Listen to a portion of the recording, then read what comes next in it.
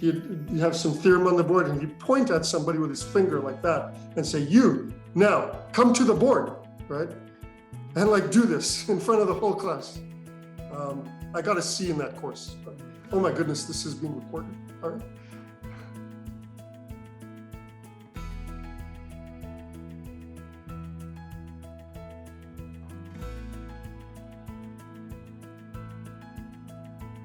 I was pretty convinced I was going to grow up and become a marine biologist. And then I took biology in high school and I had to dissect the frog and it was it's like, I didn't want to be a biologist. I always wanted the product of my life, of my research, to benefit humankind in some sort of practical way, if possible. You know, growing up, it was not my plan to be a scientist. I actually didn't like science in school until I got to high school. I was the first person in my family to go to college, so I had a lot of first-gen pride. So I worked in a shop, actually a liquor store of all things. I did some telemarketing because that was fun. I did some tutoring, lots of different things. I would never rethink my decision to take all of the paths that I've gone down. And I said, here I am. And he looked up at me and he says, who the hell are you? I said, I'm Harry Gray. You offered me a job, a faculty job.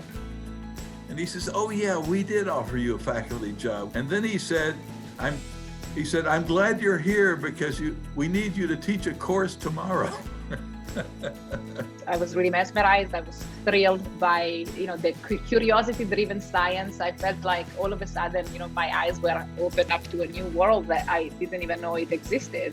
I mean, I can tell you lots of anecdotes about your professors, because one thing that's true is that my professors 30 years ago, not all, but many of them are the same professors that are still around. And that's actually very special about Caltech. I think a lot of faculty spend their whole careers here. I think one of the great things about being at Caltech is you can come in with one background and end up leaving in a very different direction. I got lucky along the way to have some good mentors and to have people take a chance on me. Don't be afraid to have your own ideas, and don't be afraid to not know the answers. Sometimes it takes time.